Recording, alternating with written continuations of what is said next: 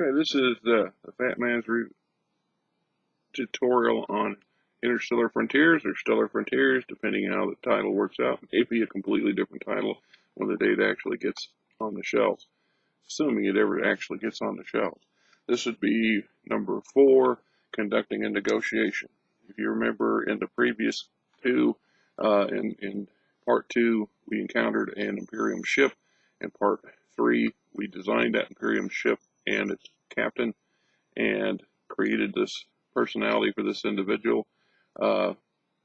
So our intentions were to have conduct a negotiation between the captain of my mining ship and the captain of this corvette in hopes of locating a system with a habitable planet in it.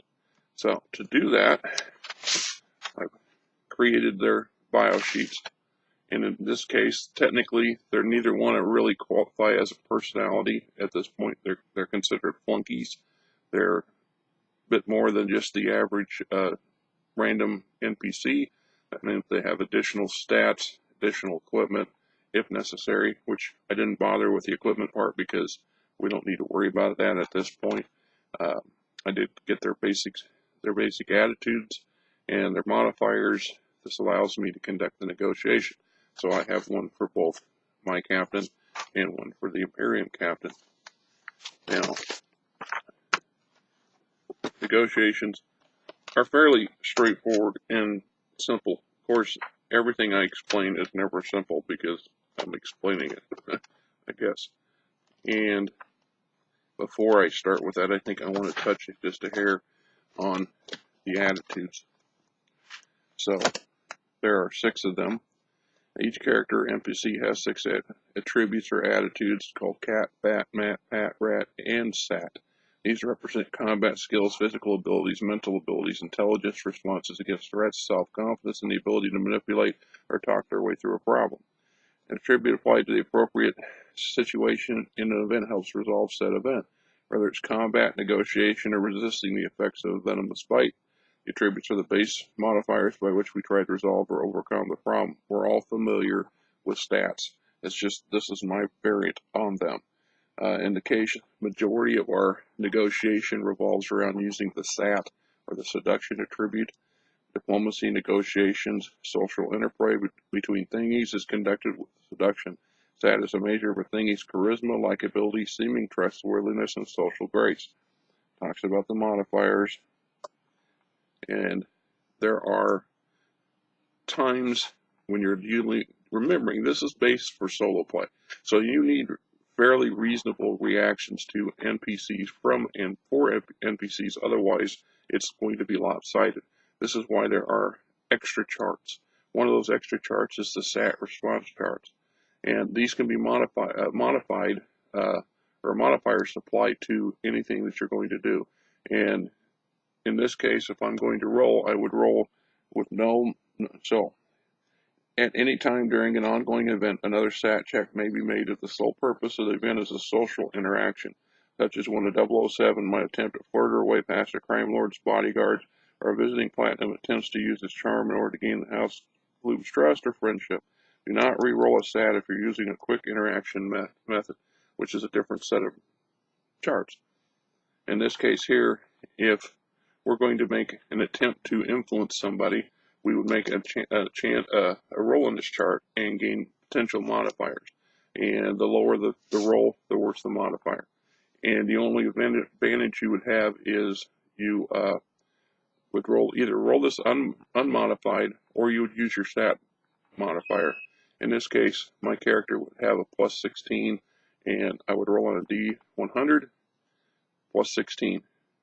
So the odds are really good that unless there was significant negative modifiers applied, I'm not going to get an overly terrible roll. But we're not looking to do that because we're dealing with a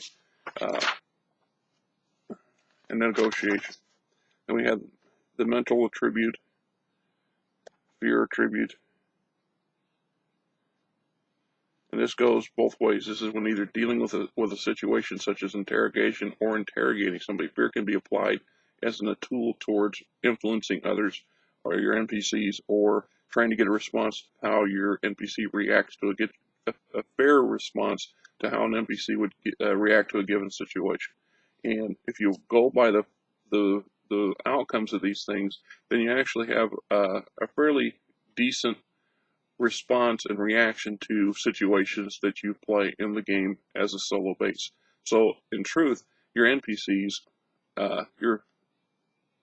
whether they're good or bad, whether they're your house flunkies or opposing flunkies who you're trying to negotiate or have an event with or an interaction with, will give you a fair, reasonable response and realistic enough response that you're not going to be feeling cheated, if you will. You're not manipulating the game to your advantage unless you choose to do that, because if you do, then you're working outside the set of rules. And we have reaction, and I think I covered some of that stuff prior, but I just wanted to touch on it. Now we have attribute modifiers, and these apply regardless what stat you use, but they don't all apply. It's just a matter of you have to use common sense and determine whether you believe it fits the situation. So when we talk about various conditions and situations during an event can affect the abilities and mindset. Do they have a leader present? Are they vested in the task being demanded of them? Are they trained to deal with a given situation? Player's notes: these modifiers are for the event and are not added to the character NPC's attribute-based modifier in all cases. However, some are fixed, such as personality, flunky, etc. You'll be the judge. So as I said, these particular NPCs, and technically the house captain would be my character at this point, but I can still consider it an NPC, and the Imperium captain, which is always going to be an NPC. Both of them are flunkies by category, and not personalities and not red shirts. So it's important to note. So we'll get to that when we get down. Well, right here, the difference between a personality is they would have a +5 modifier, a flunky gets a +2, and a general tech and or red shirt is a -2. And that applies to, so if my house lord is going to negotiate with an NPC flunky, that flunky is going to be at technically a -7, because my house lord gained a +5, they have a -2. And in the case of a flunky, if my flunky is negotiating with another flunky, they balance each other out because each flunky got a +2. So when I subtract their base from my base, it takes that into account, right? And we talk about, does the thingy believe in the cause? House character has a personal relationship with the opponent. House character has an intimate relationship with the opponent. Freedom of action. Is the house character acting alone or without direct supervision? As an agent in the field, for example, or a militia captain on a non-allied world, are they being compelled? Are they being rewarded or bribed? A vested interest in seeing the task or mission succeed. Against established morals, fanatical by other means. Are they trained for the task, i.e. see skills? Are they supported? Are they cut off from support during the event? The opponent has a clear leader or officer present. Loose leadership. They lose leadership or officer during the event. In combat, a platoon sergeant might be required to negotiate a surrender. And if he had a lieutenant and the lieutenant was captured or killed, this is a significant morale negative for that individual or group. Each cycle their needs go unmet, i.e. if once again a unit's in the field and they're cut off from supply and they've gone 3 or 4 cycles without resupply, they're low on food, ammo, what have you, each cycle gains them a -5. So at some point they're going to automatically surrender just because they can't sustain themselves. Unless they're fanatical, and at that point they might go longer, but that's another event for another day. Properly equipped for environment and mission. Okay. And in every one of these I've given a description and described. So let's start with the one. I'm not going to read them all. I'm just going to start with the two that are kind of pertinent to this particular situation. Does the thingy believe in the cause? Many house floobs have a higher level of confidence and patriotism than mercenary infringers. They gain an advantage of this mindset over others. This modifier can also be applied to bodyguards, protectors, and personal assistants of NPCs. Okay, so does my captain believe in the cause? Does she believe that it's imperative that the house find a suitable planet to settle? Absolutely. So she gains this particular bonus of +2. Does the Imperium captain have that same mindset? Do they believe in the cause? Do they believe it's imperative for my house to find a available planet? My argument is no. So I did not apply that same positive to the opposing side. So my side gained a +2, and they did not. That's as an example of how this stuff tends to work. Now, freedom of action. This sometimes confuses my beta testers. Freedom of action, i.e., is a house character acting alone or without direct supervision? You know, when a minister, a high officer, a spy, an ambassador, other personalities of flunkies are set on a mission and event are able to react in the name of the house lord or their employer. So, in this intention purposes, the ship captain of my mining ship is acting on her own prerogative. She is not in contact with the house lord being manipulated or ordered to conduct a negotiation. Now, in this case, she's independent. The Imperium captain also has freedom of action because she's a rogue captain. She's also independent. She's out here far away from her direct command structure. There isn't an Imperium admiral in the system in another ship in which she has to report directly to. So in this case, both characters gain this modifier, which then again cancels it out. So that's how we look at this sort of thing. An interaction response chart. I use this chart usually from the failed result of another attribute check, and also be used for surrender responses during combat, during interrogations, or when the social event seems to be dragging you on. You may use this chart in order to judge the mindset of an NPC.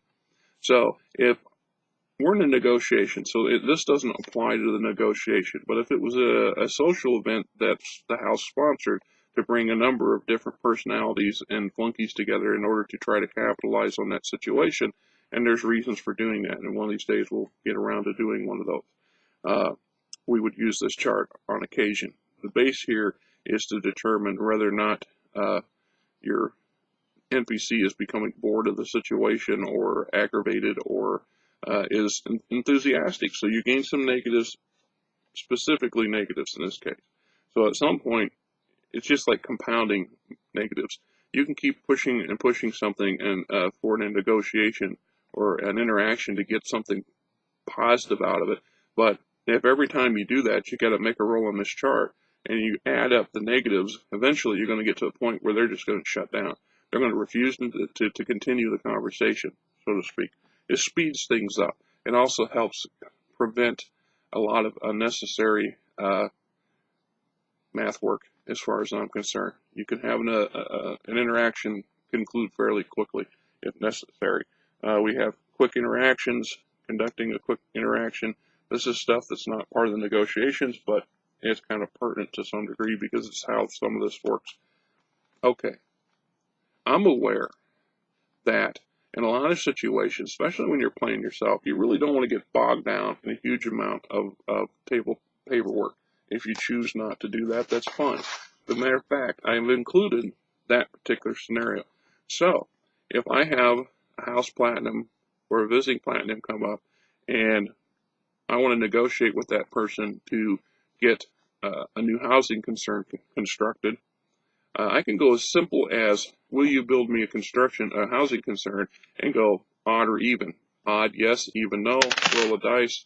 It's odd, so odd was yes. They get yes, we'll build it. We're done. Simple as that. It was no, we're done. Simple as that. We've shot our bullet, and we got a hit, and was successful. Straightforward, easy, no big deal. But if you're really intent on getting that, and you want to apply some of the other modifiers and potentially offer bribes, and even perhaps interact to a point where you want to gain more than one favor, if you will, out of this particular individual, then you cannot use this particular one. You would move on to a slightly higher one. I also have this section on storyline interactions. And that's something that kind of would have to be set for a different day. In essence, you're telling a story of your house each time you conduct an event or operation. So when I sit down and I go through my mechanical rolls, at some point I go back and I look at these as if I'm writing a book, and I'll write out the interplay. And now I have a storyline that I can go back and read at my leisure or read to other people and add flavor to it. It's not something that's mandatory or necessity. It's just something I personally added because that was the sort of thing I like. And I actually give an example of a storyline negotiation and a quick negotiation. And we're doing a quick negotiation because that's what we're going to do here. This here is a bit more time consuming.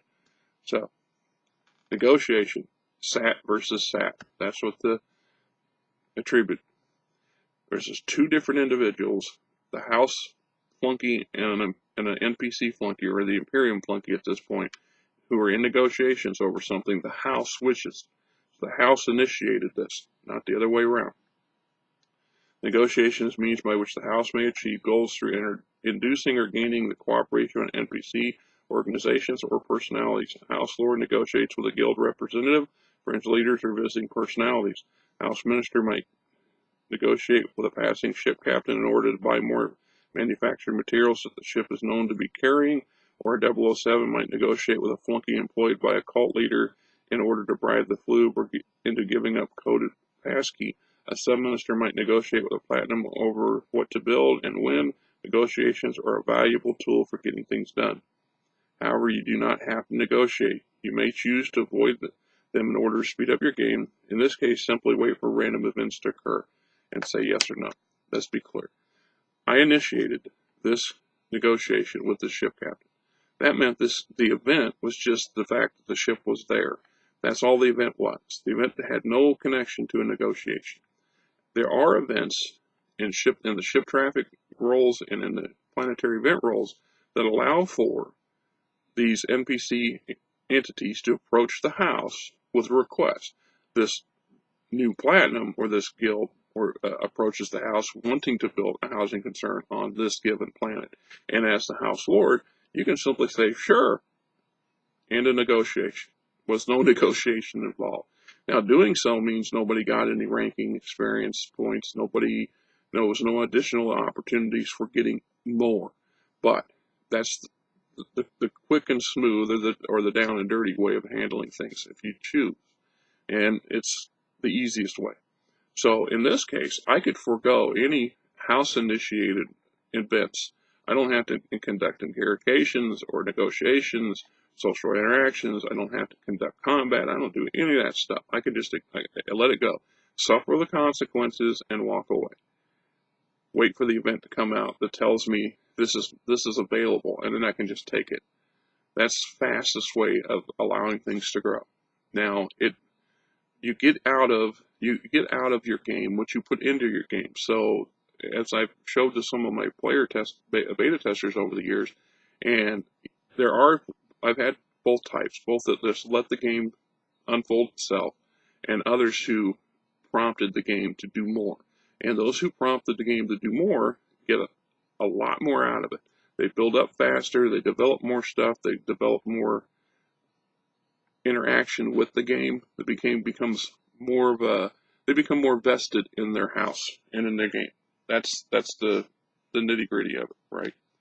So, in this case, what we're going to look to do is, we've already established most of this stuff already on here, so that I took that when we did that on my last one when we created the characters.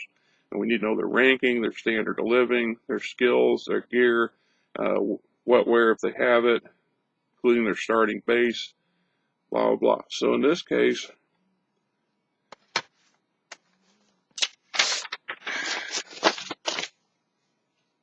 Captain Sue, the house initiates negotiating with the Imperium captain.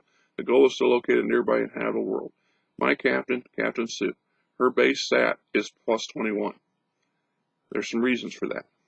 Now, remember what I said, there's some racial advantages to having certain races, and there's some negatives to having certain races. I prefer the Shidan.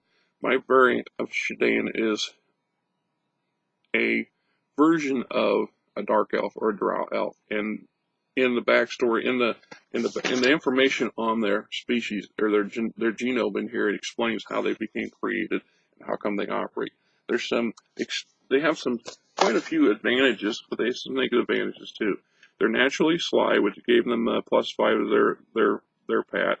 They have a +5 mat to investigations and searches.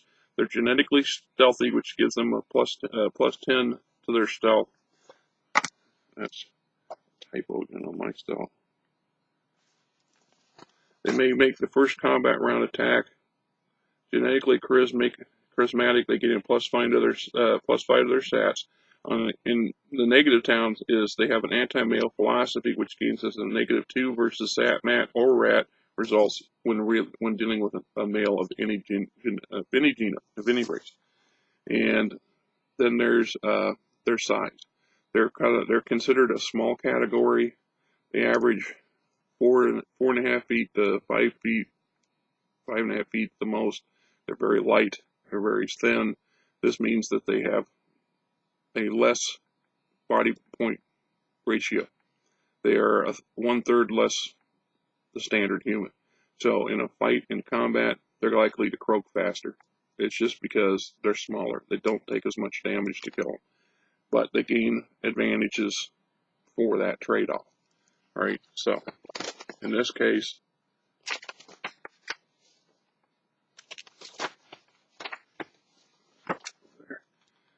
I've got her base sat at 21. Her initial sat was a +6 because of her ranking.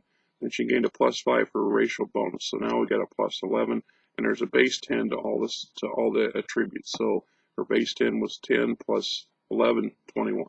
So in this case, 21. She believes in the cause. That's another additional 2. She's a flunky, which is a 2. She has freedom of action, which is 2. She has a vested interest in the success of this event. It's a 2. And a component has clear leadership, is a 2. So in this case, she gained 2, 4, 6, 8, 10 for a total of 31. The Imperial Captain had a base sat of 16. It was +6 for her attribute and +10 for her base.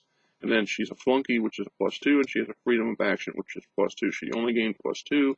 In this case, actually, these two were negated by these two if you look at it from that perspective.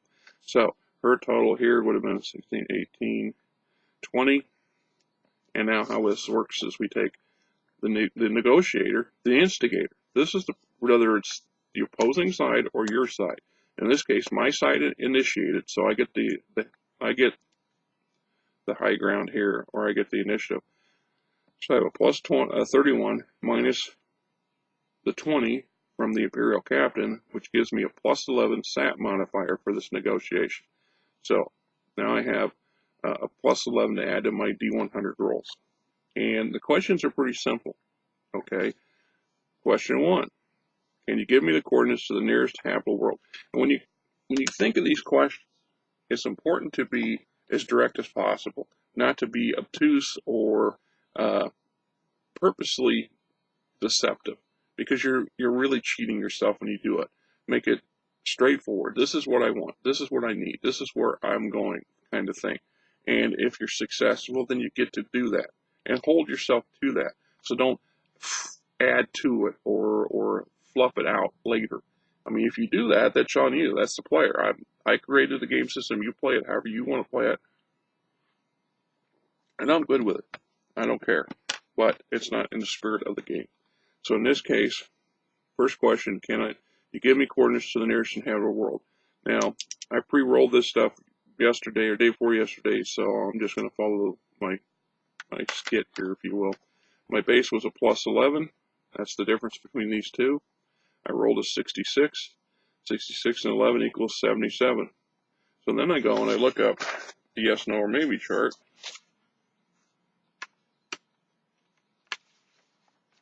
Which is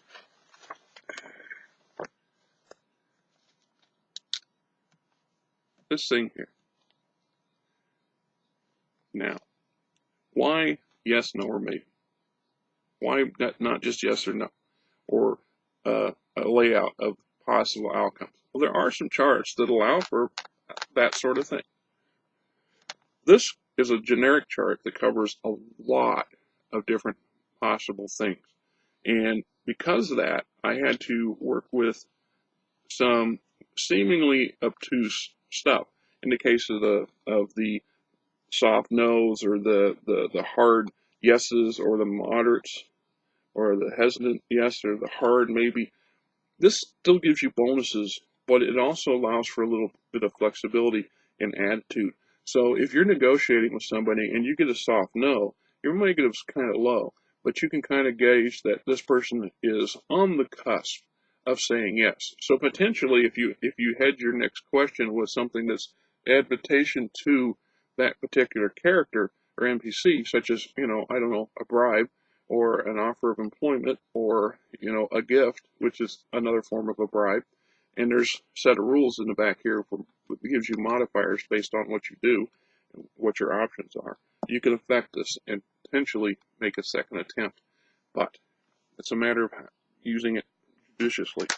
So in this case, I got a 77. Results on the yes, no, or maybe chart was a moderate yes. So moderate yes gained me a plus 15 to my next question. At all intents and purposes, the whole point of this negotiation was to get, can you give me coordinates to the nearest habitable world? And I got yes.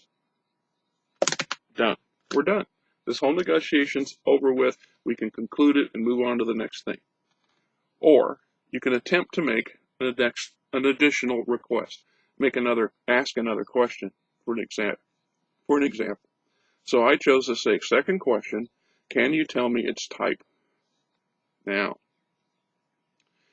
we're not playing, in a way, we are playing 21 questions, except each additional question gets correspondingly more difficult to apply and request, which is the way it's supposed to be. So if you have some really high modifier numbers, then it's plausible to get more than one request.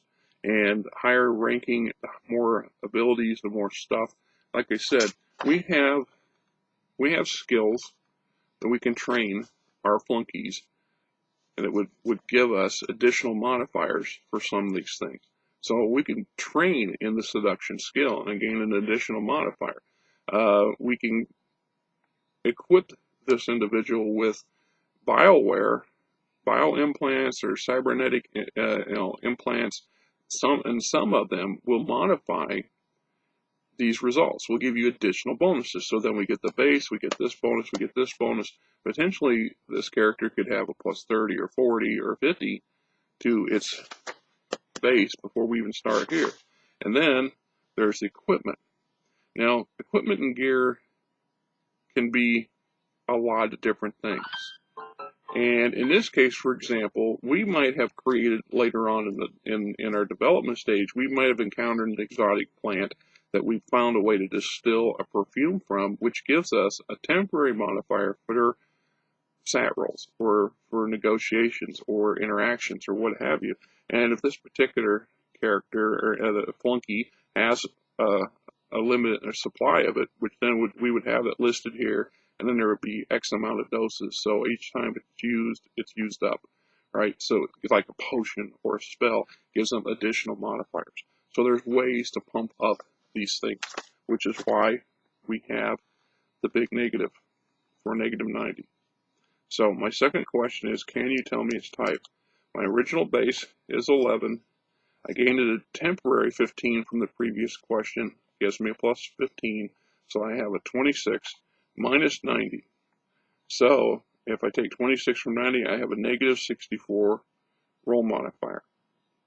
To all intents and purposes, if you just look at this thing, 64 or less, I still have a chance. If I was to roll 39 or higher, potentially I've got a chance of getting a second answer to my question. Okay? So in this case, I rolled 11 plus 15 minus 9 is negative 64. I rolled an 84 minus 64 gives me 20. Results on the yes, no, or maybe chart is a soft no of negative 5. Okay? In negotiation, this negotiation is done. It's over. There is no third question. Potentially, though, had that been successful and I got a second question answered, I could go and then do a third question. Let's say is inhabited. And then I would sit there and I would say, okay, my plus 11 base. In this case, my plus 15 from that previous question, this is temporary. It's gone. I've gained another temporary, making this case a -5. So, and then an additional -90. So what we got here is basically 5 minus 11 minus 90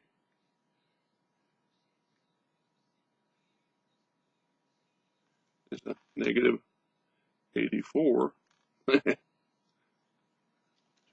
to my third question. So if I look at my yes, no, or maybe chart, you know,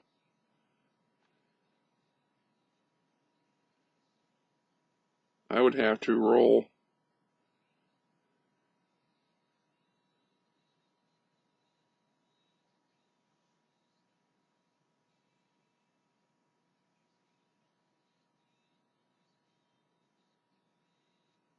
well, I don't think you could get anything higher than that. I mean, 84 from 100 was 16 of that? No. Yeah, there's going to be a no. So there would not be a third one, no matter how you look at it, right? So that's how you conducted a negotiation in this particular game. This is how I got something with a little bit of work, a little bit of effort. I didn't have to wait for the events to occur to give it to me, and because it was important to me. So, and then the next step, of course, would be locating the system itself, and to do so, it's not too difficult.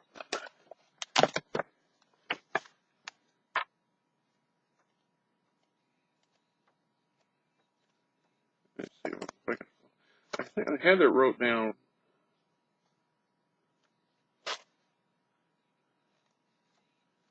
The page where I kept that stuff.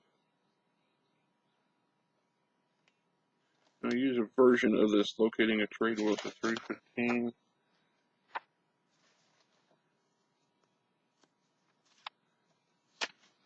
Keep in mind, we're not actually looking for a trade world. My pages are wrong.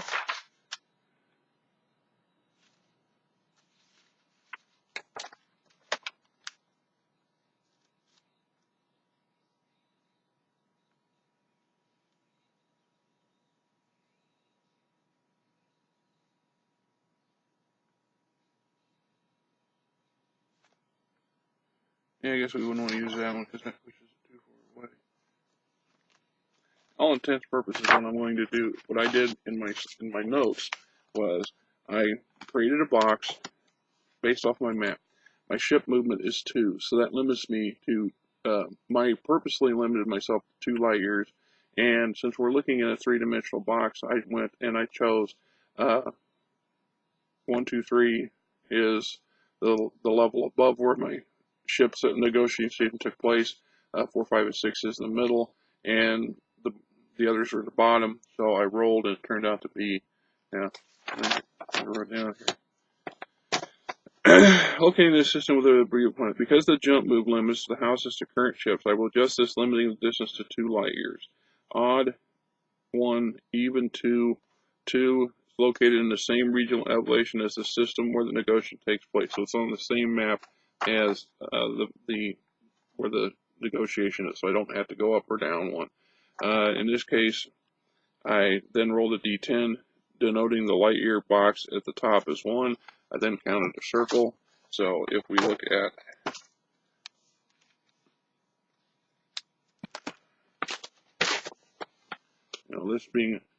this being different levels, we're on level 2. It's neither 1 nor 3. It's still on the same level. I chose this to be 1, and then I rolled. So I'll go 1, 2, 3, 4, 5, 6, 7, 8, and I rolled. What did I roll? I rolled a 10. So I ended up denoting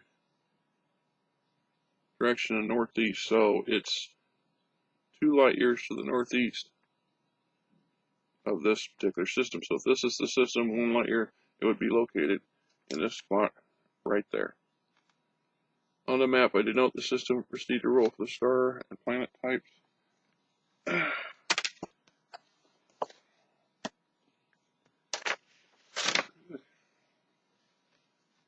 It's like, I try to be organized no matter how much I try to be organized, I still end up becoming disorganized.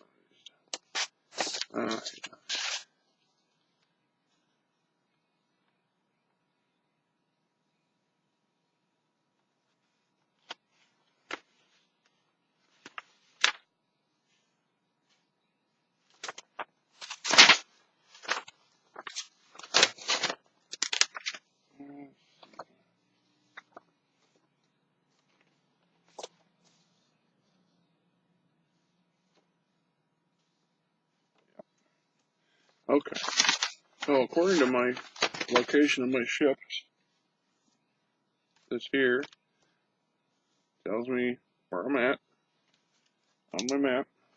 I'm here. So it would be here, it'd be here, which means I'll need to make an additional map, extend my numbers.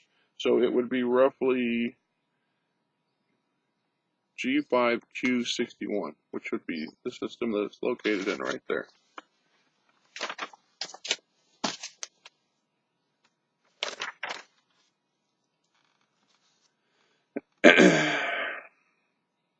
On the map, I denote the system proceeded to roll the star and a planet types, discarding any results that would violate the results of the negotiation.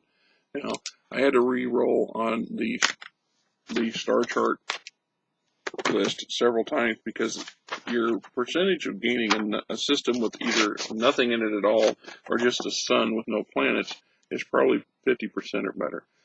Probably majority, say 50 to 60% of all 1 light year hexes is going to be empty space or potentially a sun or something that's got it's a system with no planets that's not habitable to you.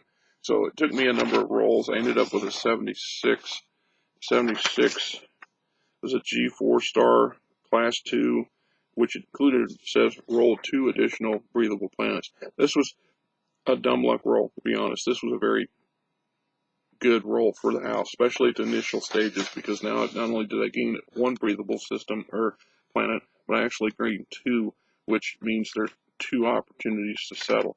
In this case, I rolled each one of the types. I know it's breathable, so I went to the creating your planets section.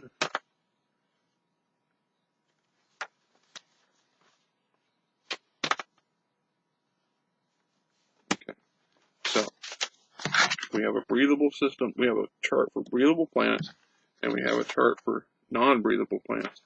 In this case, I rolled and ended up with the grasslands, which build modifier is 1.5, population growth is 0.008. 1.5 is about as good as it gets. The best you can get is a standard 1.0, i.e. something that's identical to Earth, with the highest population growth modifier. So the grasslands is 1.5, which means anything I construct, if I want to build that housing concern, is going to take 1.5 materials listed in the blueprint guide, as opposed to 1.0. And the population growth is fairly high. It's not extremely high, but it's fairly high. Planet number 2 I rolled was a barren waste planet, which came out to be, oddly enough, the next one down. And you can see the difference. The build modifier is 3.5 here. So we have it significantly more expensive to build things and to establish a colony on this barren waste, and its growth for population is half that of the grassland. So in truth, I would obviously proceed directly to this planet as quickly as possible to begin investigating the planets and potentially the other one as well before I make the initial colonial decision to colonize. Now, because this is technically cycle 2 of my game, I have 4 more cycles before that colony ship runs out of supplies, and in some cases my shuttle's going to run out in the next in two combat or 2 cycles, and the rest of my ships are going to start running into problems. There's some advantages though, and we will do that in the next installment. I'm not going to do that today, obviously, but in this case, there's a couple things to note. Because I went through this negotiation, I cannot make the roll when I enter. I can enter this system safely. I know there's a safe system here, more or less. What I'm not going to do is be able to take advantage of this one-time exploring new space chart roll. So I miss out. I'm going to miss out on some potential good stuff, but that's fine, right? You don't get to use either one of those charts. On the other hand, I'm going to use this one, arriving in a known solar system, because I know the safe. I know the coordinates. Even though I've not been there, this imperial cap is going to give me the basic information I need to know where it is and where the habitable planet is. So I can jump straight to the planet itself, and then we go from there. In this case, I would still roll for my ships to arrive. And there is two options. One, I could choose to enter the system individually and roll over and over and over again, but the rule basically says if two or more ships arrive at the same time, even from different points of origin, you may consider them a fleet and only roll once for the group. So if I send all my ships on my next combat or my next cycle to this system, they're all going to converge on the system more or less at the same time in the same location or thereof. And that way, I can only need to roll on this once, because the chances of having issues is pretty, while still low, pretty significant. So the more you roll, the more times you roll, the greater chances of one of your ships having a problem. Like I said, the downside is we don't get a chance of some kind of interesting discovery. It is what it is. The upside of that is we're not likely to risk our ship, and we can go straight to the planet. And doing so, we're going to hit the planet and explore it for 10% as soon as we get there. That's a freebie. And the next ship's going to come in and either hit it for another 10% or hit the system for 10%, and so on and so on. Now, there's other things that we may need to do. So if I'm going to send a ship, I'm going to send a scout to that grassland, and I'm going to get to know what it is. 10%, first 10%. The first mining ship that gets there, I'm going to choose to do a search for mineral resources. This means I'm not going to get a 10% slice of the planet, but I'm going to find out what natural resources that are abundant, and then I can begin mining it.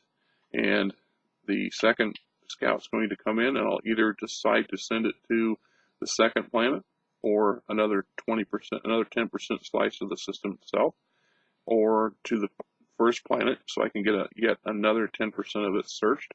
I will then use the scout ship to do, or the shuttle to do something similar. The mining ship, the second mining ship, will either arrive at that breathable planet and begin mining the natural resources there to double down on it, or potentially we'll go to the second planet and do an MR scan and mine there, or I'll hit the planet for 10%. Either way, that's the base look at what we're going to do in the next installment of this thing. It's just to see what we got. There's some. Oh, that's pretty much it. There's no point going on anymore about that, because then I'm starting to get off on a tangent, so we don't want to do that. But that's how we conduct a basic negotiation, and in this case, it was a successful one. Thank you for tuning in.